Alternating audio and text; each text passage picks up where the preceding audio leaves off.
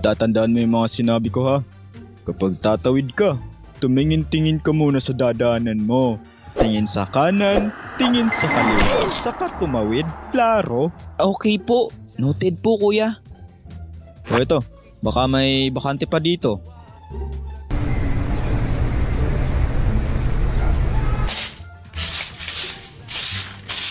Oh, mawalang galang na ho. Nasaan pa ang landlady dito? Ako ho, iho. Bakit? Mag-i-inquire kayo?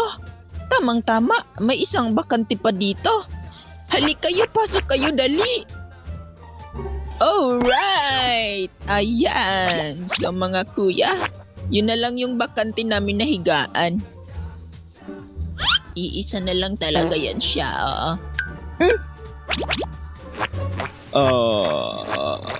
Tiya, magkano naman ho yung buwan-buwan ninyo dito? Baka pwede may discount kami. Naku iho, libre na tubig kuryente. Mura na ang 1.5, wag mo na tawaran. Ano bunso? G ka na ba dito? Kuya, wala ba yung solo ka lang sa isang kwarto? Anong solo? Apartment ba ka mo? Mahal yun boy. Bed spacer lang afford natin. Yan ang tatandaan mo. Batukan kita dyan. Tiya, okay na ho dito. Magda-down na ho ako ngayon kasi wala na kaming mahanap na bakante eh. Dito lang talaga. O sige iho. Tutay. Boarding house experience.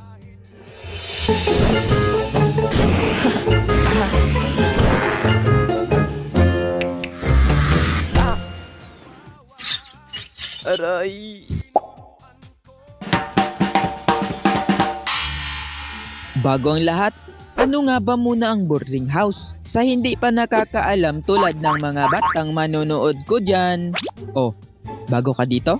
Subscribe ka na, baka mawala pa tong pinapanood mo. Anyway, ang boarding house sa isang kwarto ay marami kayong magkakasamang buraot na nangungupahan o tinatawag na bed spacer. Karamihan sa mga umuupa ay estudyanteng buraot, mag-asawang buraot o kaya naman nagtatrabahong buraot.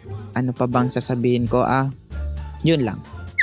Okay. After kong graduate ng high school, sa city na ako nag-senior high. Kasi yung school namin is from grade 7 to 10 lang ang meron. At located pa sa gubat. Bakit kaya ganun guys? Kung kailan wala ka na sa school ninyo, saka naman gumanda at nagsidagdagan ng mga buildings. No? Ma'am, gumanda na ang school natin no? Di aircon pa lahat ng room. Hay, sana all. Pwede po bang bumalik na lang ako sa grade 7? Isang araw bago ang pasukan, pumunta na ako sa nakuha namin na boarding house. Dala-dala ko na yung mga gamit ko. 30 kilometers nga pala yung layo ng school ko mula sa bahay kaya ako nangupahan. That time, kinakabahan talaga ako kasi first time ko maging solo independent ng pansamantagal. What if puro mga buraot ang makakasama ko dyan? Okay lang, mas buraot naman ako eh.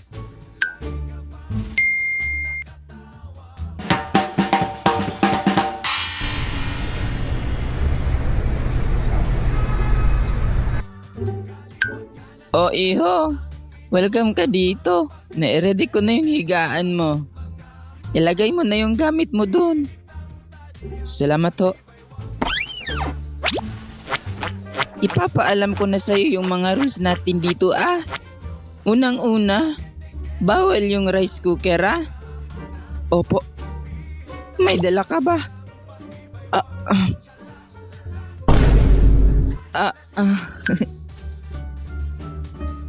Anak, dalhin mo na tong rice cooker para hindi ka nabili ng kanin sa labas. Tsaka dito mo na rin iinit yung mga tira mong ulam. Okay po.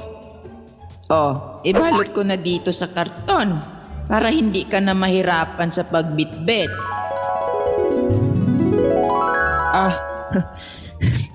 Wala po akong dala.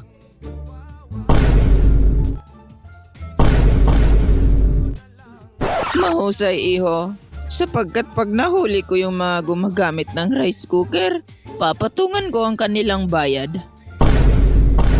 Ikalawang rules, bawal na bawal ang bisita dito. Shh. Okay po, noted.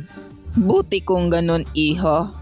At ang ikatlo, kapag oras na ng singilan, walang magsasabi ng, ay, sa katapusan ko na ho, tiya. Ay, next week po ako magbabayad. Promise po, tiya.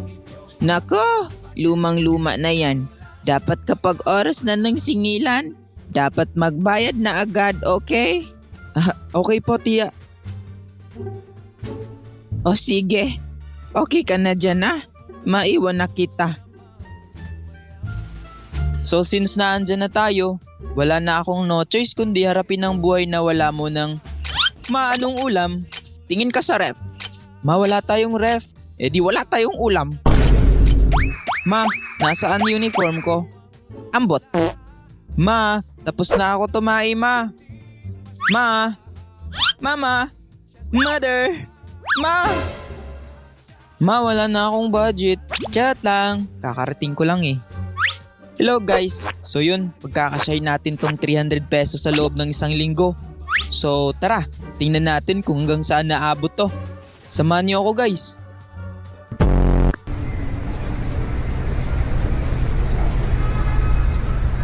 Kuya, magkano ho papuntang Basta Comprehensive High School? 15 lang ho, pero kapag 3, 14 na lang. Kuya naman, nag-iisa lang ho ako dito eh. Oo siya, sige na. Huwag na masyado maraming sinasabi. Sakay ka na. Sige ha? Opo eh. Kaya nga po eh.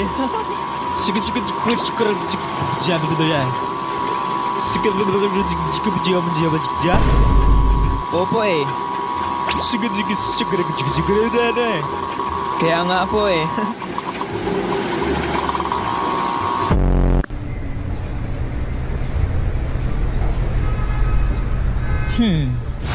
Kuya, ano sa'yo? Magkano to nga tag 5 na lumpia? Aten yan, kuya. Kita mo nang may label, tatanong ka pa. Kayo ngang walang label, tinanong ko ba? Aray mo, paka. Ikaw ha, mapanakit ka, kuya.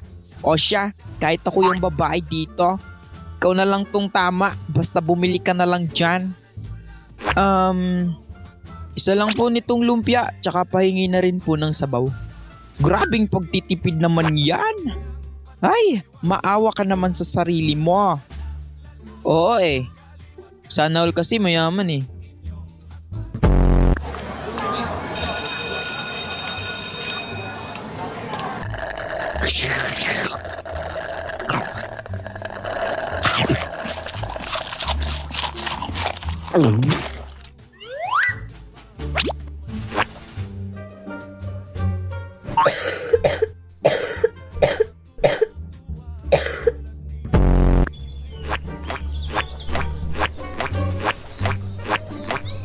Ang init. Sarap magpalamig ngayon. Biyernes na bukas. I-treat ko naman kaya sarili ko.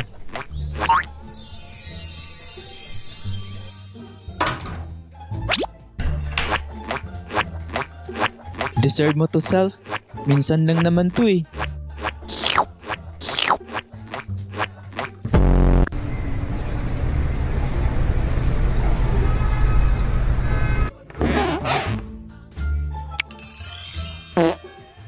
Naku, 50 pesos na lang natira. Pamasahe ko na lang to pauwi bukas sa bahay eh. Hay, buti na lang may natira pa eh. Makakauwi pa ako neto.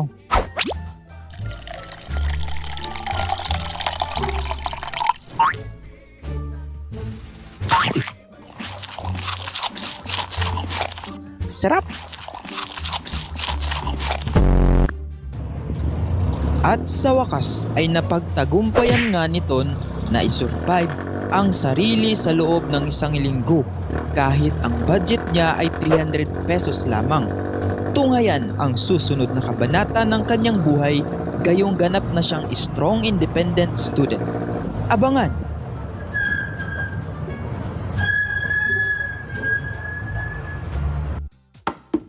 So maraming salamat po sa inyong panonood.